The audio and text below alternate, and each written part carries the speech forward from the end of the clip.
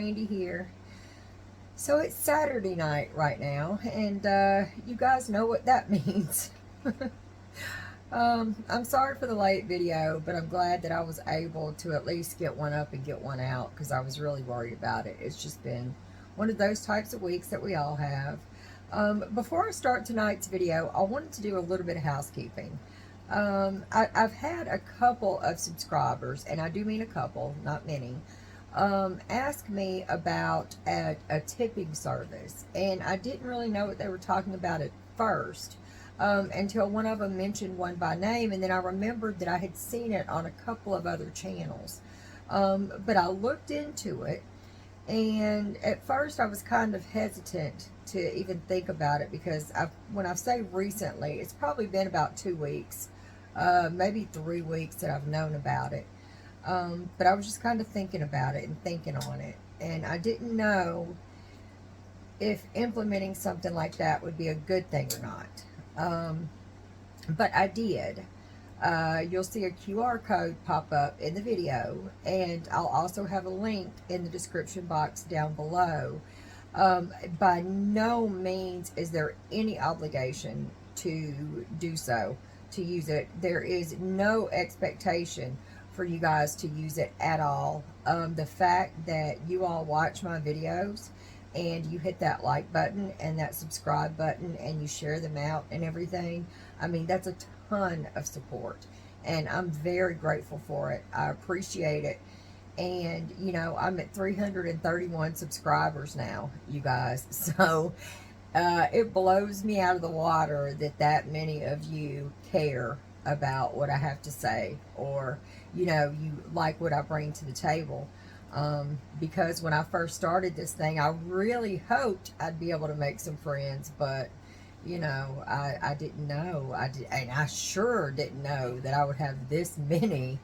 But yeah, so I've implemented that, and if you choose to, only if you guys choose to, feel free to use those. I think the minimum is $2. I lowered that one. I think they start off at 5 or something, but please, and only if you can use it. If you find value in the stories, if you enjoy them, you know, it's there. And what that's used for is I have so many ideas that I want to put into the channel.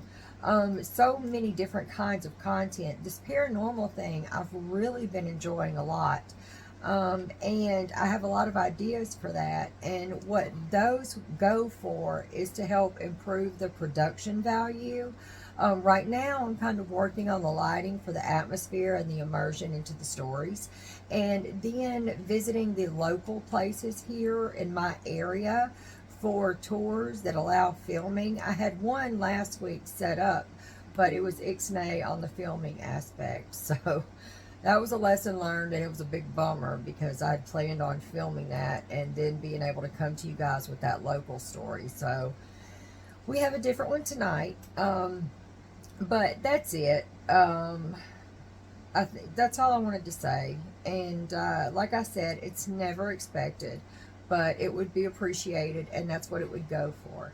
So that is there if you choose to. And with that, let's see. Did I have anything else? No, I didn't. With that, let's go ahead and get into the story. Okay, y'all. So we all, those of us that are into the paranormal anyway, have probably heard this story a million times before, and we think that we know it inside and out. I know that I thought that I did. It's been told and retold. Movies have been made and remade, and many books have been written on the case.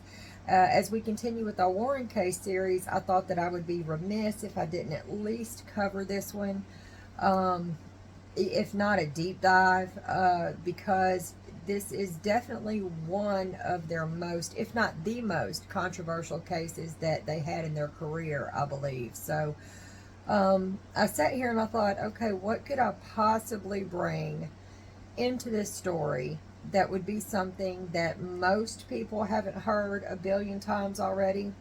And then I remembered, back in 2012, I actually saw a documentary that came from a little bit of a different point of view. So I think that we're going to come at it from that angle. And with that, ladies and gents, let's get into Amityville.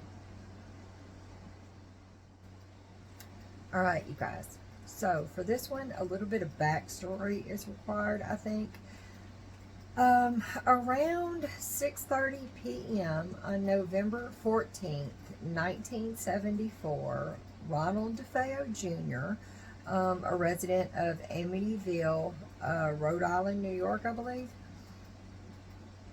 entered Henry's bar, screaming and panicking, yelling at the top of his lungs, help me, I believe my parents have been shot." He grabbed a couple of his buddies because he visited this bar often.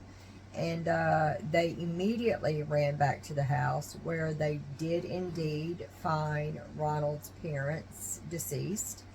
And his friend Joseph Hewitt immediately contacted the Suffolk County Police Department. They immediately dispatched officers to the scene, and unfortunately, upon searching the house, the officers found that not only were Ronald's parents deceased, but his siblings were also. In the home that night, they found a total of 6 people not alive anymore. The victims were Ronald Jr.'s parents, Ronald DeFeo Sr. and Louise DeFeo, his 4 siblings, Dawn, who was 18, Allison, who was 13, Mark, who was 12, and John, who was 9.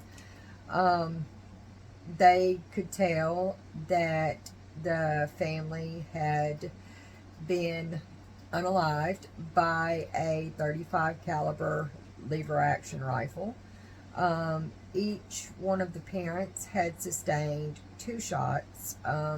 Each of the siblings had sustained 1, and none of them made it. They said that it appeared from the position of them that they were lying face down in their beds, that they had all been asleep at the time of the murders. You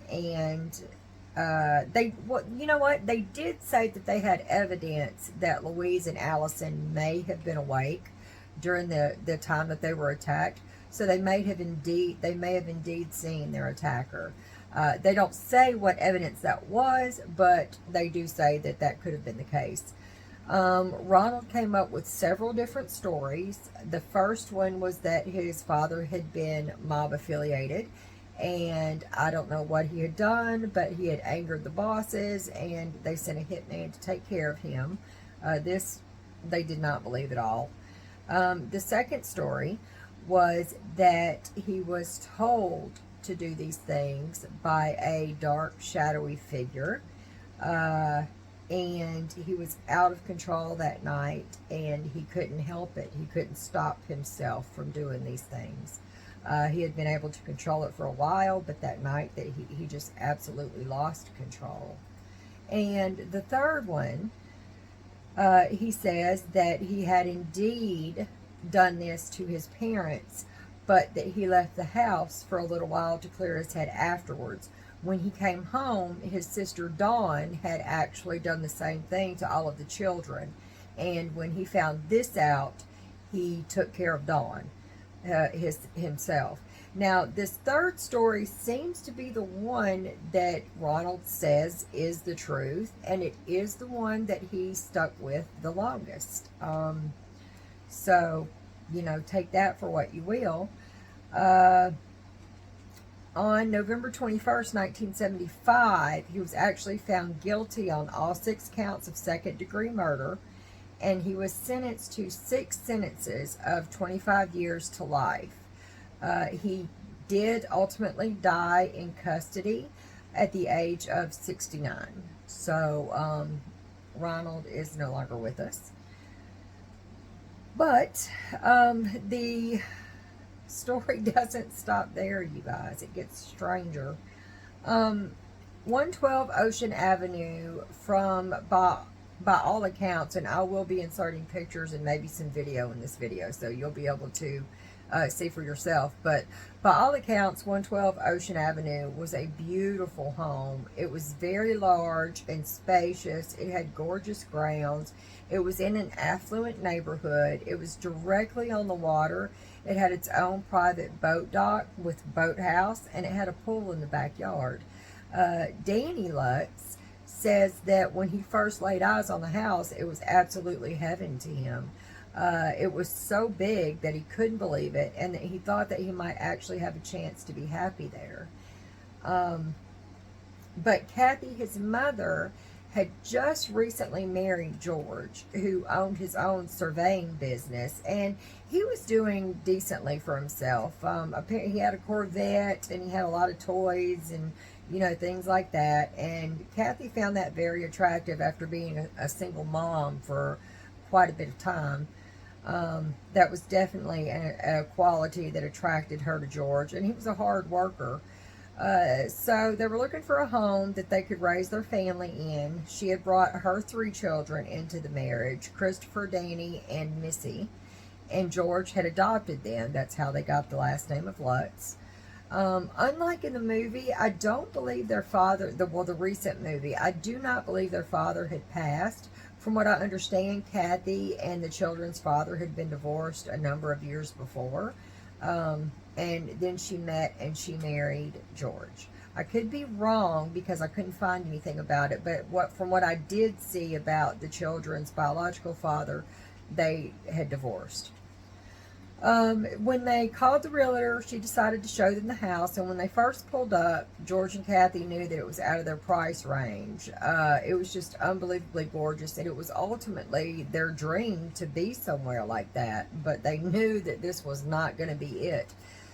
You can imagine their surprise when the realtor told them that it came completely furnished, from rugs to mattresses, left by the previous tenants, and that the price was $80,000 for everything.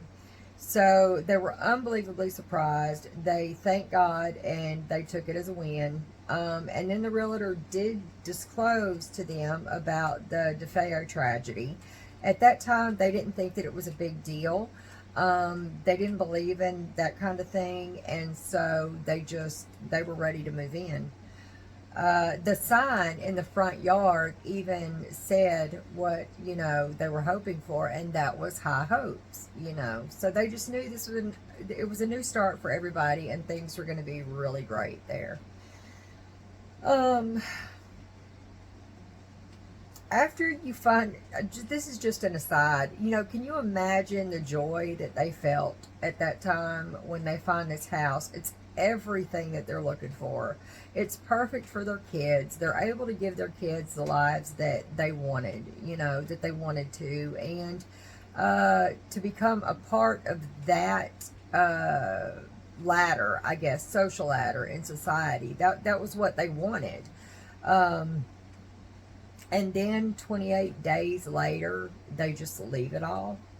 Like, they lasted 28 days in this house, and on the 28th day, they were outie. And when I tell you they leave it all, they leave it all. But we'll get to that. We'll get to that. That's crazy to me. I don't know. The unexplainable events did begin the first day that they were there. Danny says that he remembers he was moving boxes into the house when his local priest, Father Ray, showed up. Kathy had called him. She wanted him to come bless the house. That's not unusual. A lot of people, when they buy new homes, they have them blessed. It's kind of like to bring in the good things and the good energy, you know, and just kind of get rid of anything bad, any kind of negativity. And we know that they definitely want the bad out of that house and the good brought in. You know, that's a special case. Danny says that he remembers seeing Father pull out his Bible and began sprinkling holy water throughout the house. And the next thing he knew, he saw Father Ray running out the front door. When he asked his mother about it, Kathy said that she didn't know. When she did talk to Father Ray later, he did tell her that when he had got to a room that was upstairs on the second floor, that when he opened the door, he got the oddest feeling. He kind of shook it off, and he went in to, complete the ritual in that room, just like he had every other one. And he sprinkled the holy water, and he began to recite the prayers when a fly landed on his cheek. And he began hearing a buzzing in his ears. He kind of stopped and looked around, and he realized that there were hundreds and hundreds of these bloated houseflies, all in the room. They hadn't been there seconds before when he had opened the door, but they were now.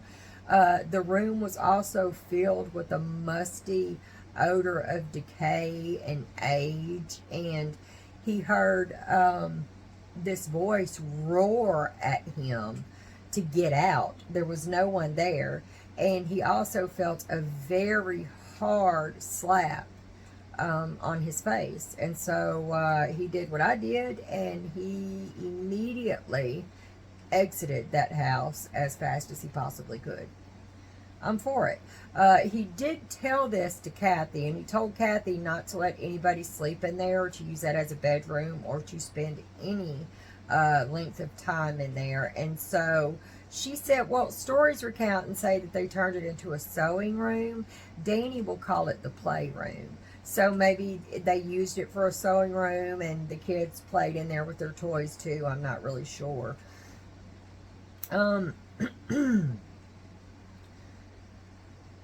Daniel, in the documentary, it's called My Amityville Horror, he tells us a whole lot more about that. He says that as far as the paranormal events go, he says that flies did appear by the hundreds. Now, when this happened to Father Ray, it was in the middle of December in Long Island, New York, right? So, I mean, I don't live there, but I would assume that it would be too cold for flies there. I'm not really sure. If you guys know, let me know down below. Do you guys get house flies there in December? But yeah, they were there by the hundreds, and he said that you could kill them. He said you could kill 100 flies, and they would disappear. The bodies would disappear, or they would be there, and you would look around, and then they weren't. They were gone. So that was one kind of odd thing.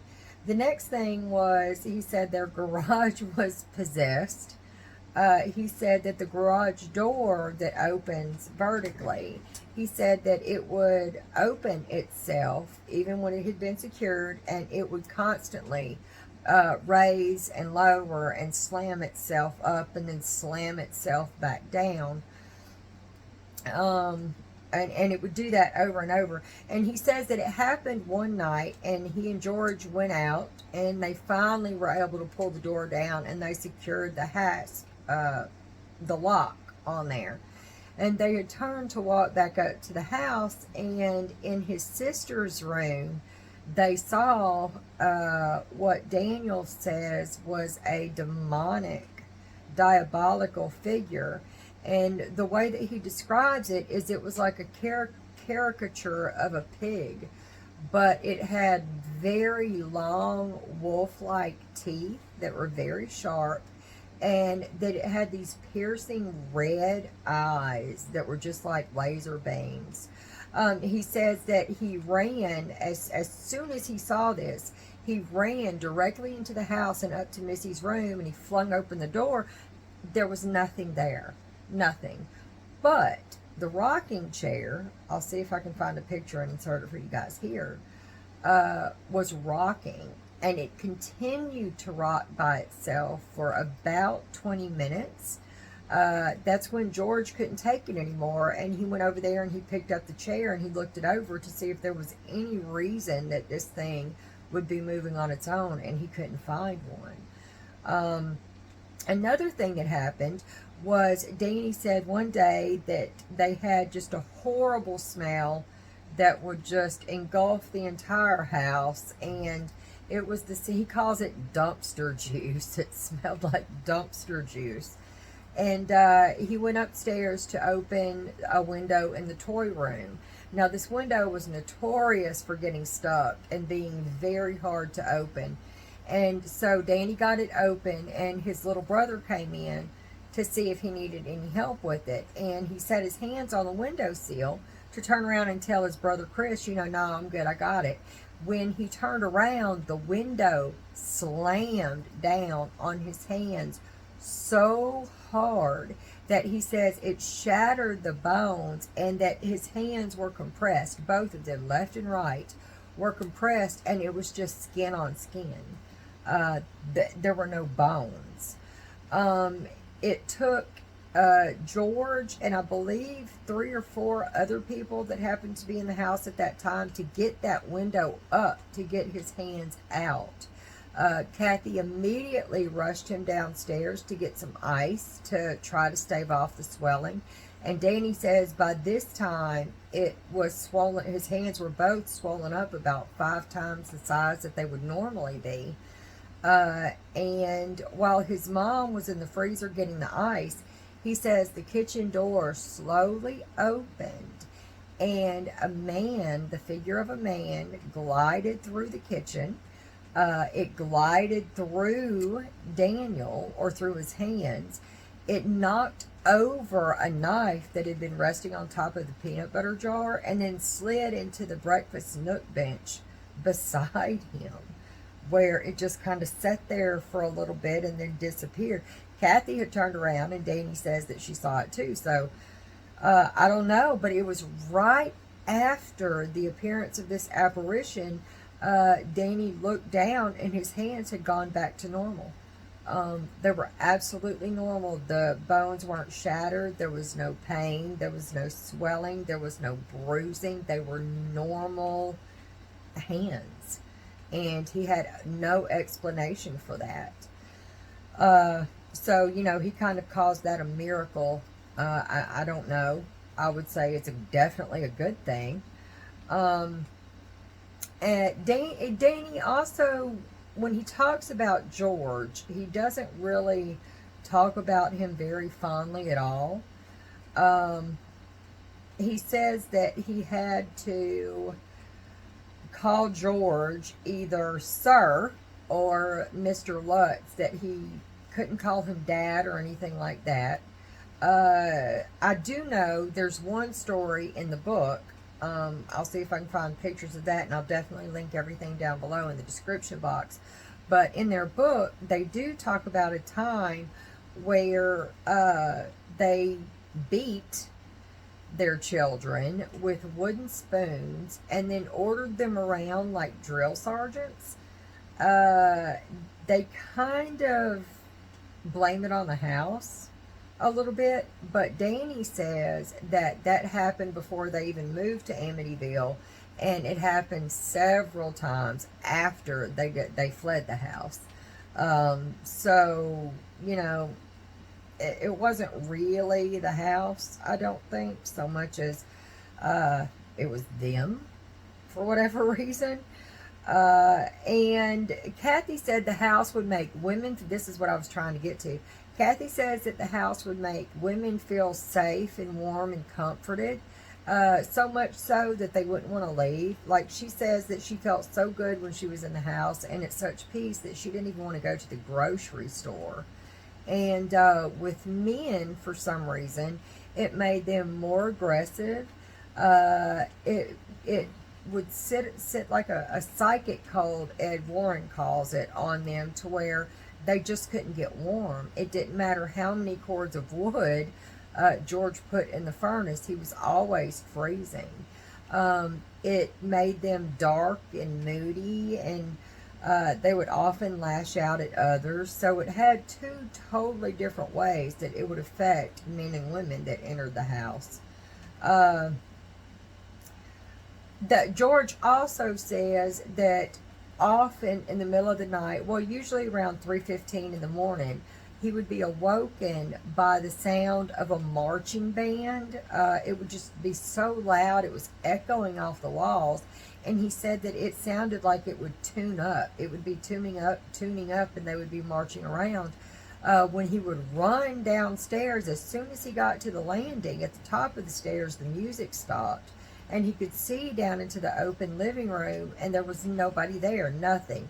But he said the carpets were rolled up to either side of the room, and the furniture was moved around like somebody had been down there when nobody actually had. There was also one night George and Kathy both woke up at the same time, just snapped wide awake, and they claimed that they were actually levitated in their sleep out of their bed, and they were laying horizontally on their backs with their noses touching the ceiling. Their reaction to that was George kind of looked over at Kathy and was like, "Hey, this is pretty cool, huh?" And Kathy's like, "Yeah, this is pretty cool." And then eventually they gently lowered back down to the bed, and apparently they were okay. Another thing that they said happened was green slime would ooze from the walls. Uh, and George liked to call it poltergeist puke. Right, we were at the poltergeist puke. Sorry, y'all. Also, the family dog, I believe his name was Henry or Harry, I can't really remember, accidentally unalived himself when he decided to try to jump the perimeter fence, and the Lutzes had put him out back on a chain, and he actually was hung there and ultimately lost his life. The kids' beds would also rise up on their own and then come crashing down to the floor. That happened several times with them in them. So you can imagine the three kids freaking out in the middle of the night, running to wake the parents up. Danny said that he realized that the worse things got in the house, the worse the paranormal activity was. George describes a little bit about the last day in the house that they spent. He said that Kathy had turned into this corpse-like crone, her physical appearance, the way that she moved, and it was just horrific. Apparently, it took her a couple of hours to come back to herself. During the meantime, George was busy trying to contact Father Ray, and every time he would try to pick up the phone, to call somebody, the phone would just be staticky and he wouldn't be able to get through. The doors also slammed shut and they couldn't get them open. They couldn't get out of the house. Finally, they were able to leave. The family fled in the middle of the night in their pajamas, and they left the house. They left all of their possessions in the home, and they never went back. They never went back that night. Apparently, it was really bad. Danny doesn't really go into the last night in the house. George doesn't really go into that last night and the things that happened. So I don't really have a whole lot of detail on that other than it was really bad. And I did not read, I have not read the Warrens book about the incidences. So I will link that in the description box down below. If you would like to, feel free to add that to your research. Now, this is the interesting part to me. The family contacted their local news station, Channel 5, who dispatched their reporter, Linda Dadio, I believe is how you pronounce her last name. Dadio, or I'm not really sure. Anyway, I hope I said that right, though. Anyway, Linda actually came to the house and she spent a lot of time with the family. She said that when she got there, she did notice that the air just kind of felt heavy with tension. She noticed the tension between George and Danny, and the family was just walking around on eggshells. We call that down here, they were as nervous as a cat in a room full of rocking chairs. And she's actually the one that put them in contact with Ed and Lorraine Warren. By the time Ed and Lorraine got there to investigate the home, the family in the house were now, a national phenomena. Everybody was talking about the story. It was in all of the newspapers. It was all over TV. And the Lutz family, I guess depending on the way you look at it, were either famous or infamous.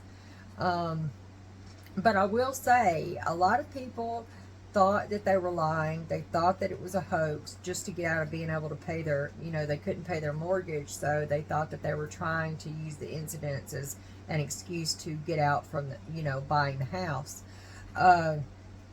They would be given polygraphs by a well-respected FBI agent who actually invented a lot of the things around the polygraph machine and stuff.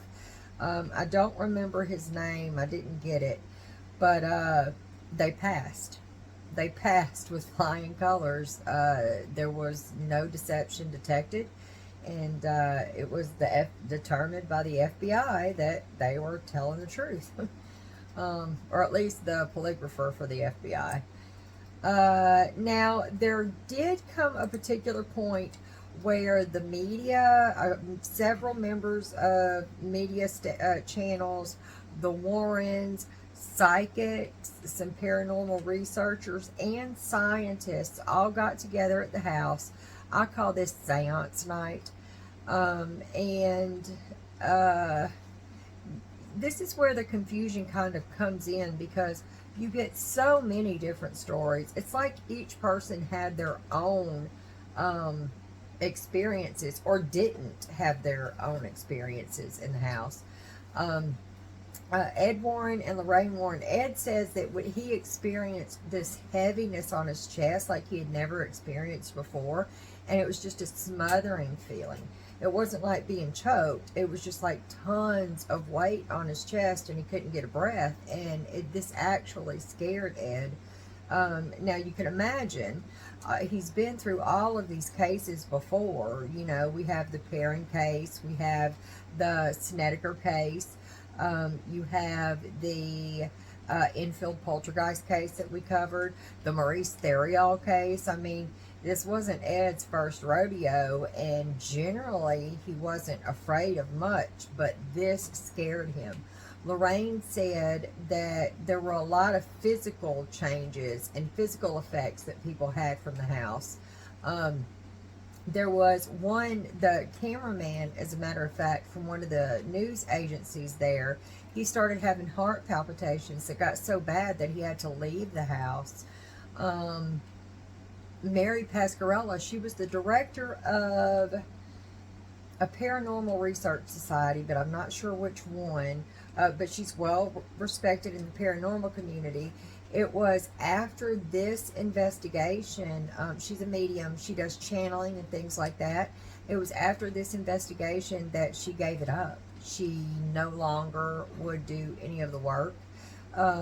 She, as far as I know, at least publicly, never disclosed what it was that she saw or what it was that happened to her, but it was so heinous that she never worked in the field again. Lorraine said, she made the comment, and it's been quoted several times, that that was as close to hell as she ever wanted to get. And when Lorraine went into trance, they actually followed her up the stairs. She says that she was led upstairs by a dark, shadowy figure, and it went into a bedroom. Lorraine refused to enter the room because the feeling and the evil that was emanating from that room was more than she could take, and she refused to do it. Later, they found out that that was actually Ronald DeFeo Jr.'s bedroom. So you can, that's what she said. Let's see. I want to make sure I kind of get the details right. I just have a rough outline. There was a scientist, unnamed scientist, that was seated at the kitchen table, and his chair was flung away from the table with such a force that he actually went about 15 feet from the table and was flung backwards out of the chair. In my opinion, this is my opinion, the most amazing piece of evidence that they caught. And this is, they can argue about what happened that night. Some people say this happened, some people say nothing happened. But this is a piece of evidence that they all agree is a wee bit on the weird side. I will insert it here. Now, this was captured on an infrared camera, and as a general rule, cameras don't lie. Everybody in the house was all in agreement that there were no children in attendance that night. None at all. The film had been inspected. It had not been tampered with in any way, shape, or form that the Kodak company could see. As far as they were concerned, it was a genuine photo. When the photo was taken, there was nobody there. And when they developed the photo, well, you see what was in the picture. Now, check this out.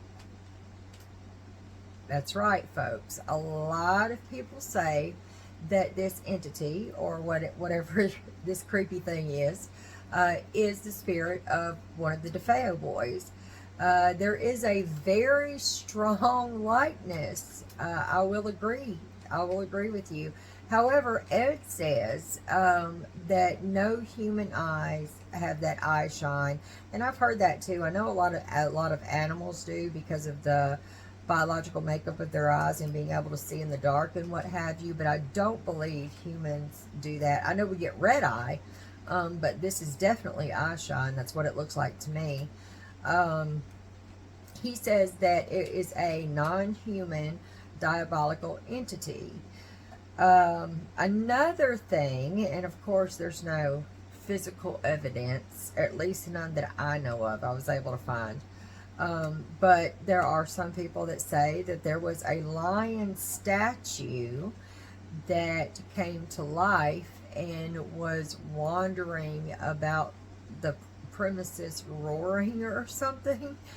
I don't know if that's true. I've seen it reported, so I thought that I would go ahead and include it here.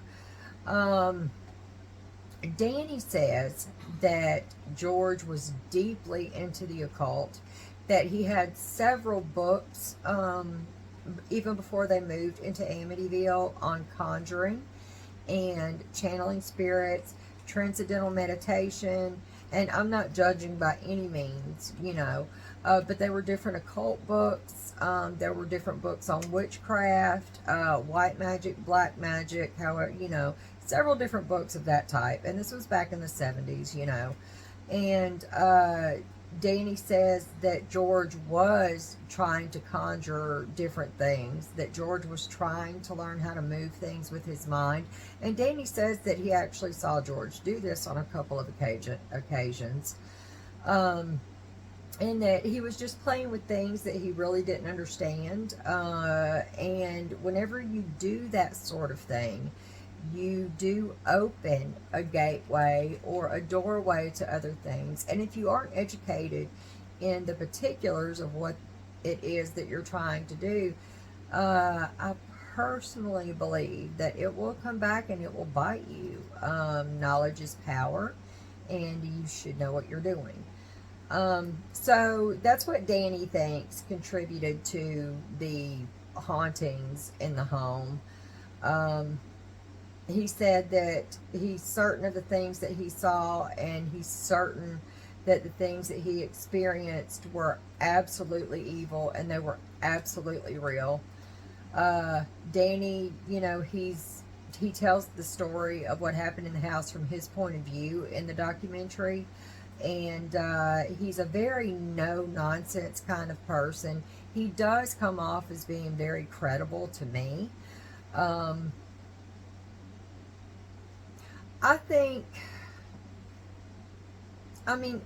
This was such a short chapter in his life, and when you watch the documentary, you can just see it in his eyes. He was a 10-year-old kid when this happened, and he's a grown man now. This has followed him for his entire life, and you can see a sadness behind his eyes, or I can. I don't know. It's just, he's haunted.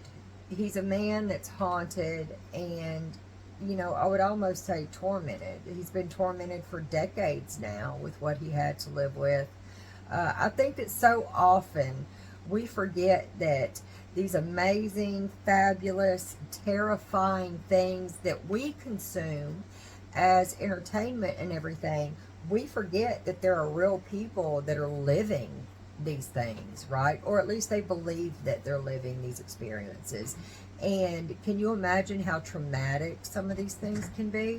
If you thought that your walls were bleeding every night that you went to bed, or that you look over and your wife she no longer looks like your wife, she looks like a corpse, you know, and she just kind of stays that way for a while. I mean, there has to be trauma in that. And, you know, after we've consumed it and we're over it, right? It's gotten old. It's old news. It's an old movie. It's on to the next sensationalized thing. And, you know, I think that we need to remember that when the movie's over and the credits have rolled, that you have these people that are still dealing with that. I know Danny says that he's been in therapy for a lot of his life, and that's actually helped him a lot to come to terms with what happened and to get through it. And he still hasn't processed it all. And we're talking about decades later this stuff happened, right? So, you know, I think we need to be more mindful of that. It's not all fun and games, at least not for the family. George and Kathy eventually moved to California, as far away from Amityville, Rhode Island as they could get. There they wrote the book, and they started speaking at conferences and lecturing at colleges. That they got so much publicity on this. That's how they made their living. They sold movie rights, you know, the books and everything like that. They did travel around. They went on tour. The children were just kind of left behind as an afterthought. That's how Danny feels. He says that he felt like he was one of the possessions that they left behind in Amityville, and that the kids, for the most part, were just forgotten. George and Kathy, they did eventually divorce, and Kathy passed away in 2004 of emphysema, and George followed shortly after in 2006 from heart disease. The story, though, their story, the story of their lives, and the story of the Amityville horror, it lives on still. And, you know, I think that it always will. There will always be another movie. There may always be another book. But I don't think that that is something that we will be forgetting anytime soon. It's already been, you know, 4 decades, and we're still talking about it. So, yeah. Anyway, that's it. That's it, you guys. That is my version of the Amityville horror. It's such a big case. There's tons out there that you guys can find out about it. I kind of wanted to touch on maybe a little bit of the lesser known things that happened. There's not a whole lot of hard evidence out there. It's a lot of eyewitness testimony, and he said, she said, you know, and things like that. But, wait, yeah, here's a bonus. I almost forgot my outline. There was a Dr. Hans Holzer, and if you know anything about the paranormal world, he's a big deal. And he used to work with a couple of mediums, very famous mediums, one of which is Ethel Johnson Myers, I believe. Hans, Dr. Holzer, held a seance in the Amityville house where he did his own research, and that includes research on the documentation of land, deeds, and things like that. And the things that he found out were kind of cool. Ethel, when she went into trance, she was a 70-year-old woman at the time. Her voice changed to that of a teenage Native American boy. Her cadence and the way that she spoke completely changed. Her visage or her physical appearance totally changed. The way that she sat, just her stature and her posture and everything completely changed. They say that she grew this huge Adam's apple in her throat. I wasn't there, but they say that it did. That she changed uh, into the visage, I guess, of this teenage Native American boy. And she said that the house was built on top of a Native American cemetery, that many tribes had inhabited the area, but the spot that the Amityville house sat on was specifically on top of their cemetery. I do know that Dr. Holzer did some digging, and he did find out that this was true. I Back in the 60s, I want to say the 60s, a skeleton was washed out, and that's how they discovered that it had been a Native American burial ground. And it was mapped and documented. And Dr. Holzer says that he believes that it was just a simple haunting caused by these unsettled spirits and nothing more. Nobody that has ever lived at 112 Ocean Avenue has had any issues since the Lutz moved out. Nobody's ever reported anything other than the annoying person just dropping by expecting a tour out of the blue. You know, don't do that, you guys. Don't harass people that live in these places. It's not their fault. They have nothing to do with any of that. But as far as my opinion, I do think I'm in the same camp as Dr. Holzer, right? I think it was probably a small, simple haunting that was probably triggered with the DeFeo tragedy. And then you couple that with George messing with things that he probably should not have been messing with. And out of his ignorance, something was brought in and it fed on negativity. Therefore, it created strife in their household. And, the tension and the negativity, it was just one big circle, right? It's one big loop. And this thing, whatever it was, really enjoyed tormenting them. You get all that together and bam, you got a whole lot of spooky going on. But yeah, that's it. That's what I think. I would love to hear what you think. Do you think that the Lutz story was completely blown out of proportion? Do you think that it was probably a small haunting and they used that and built upon it to exploit, what had happened to them to make more money? Do you think that George caused the haunting? Do you think it was total crap? Do you think it was a total hoax? Let me know in the description box down below, and we can talk about it. So, as always, thank you very much for watching. All of my resources and everything that I've used, I'll link in the description box like I always do in case you guys are interested. And as usual, I'm always in the market for new friends. So if you would like to, please hit that subscribe and like button.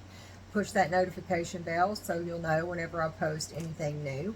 And remember to say your prayers and think good thoughts and out good vibes. And always try to stay in the light.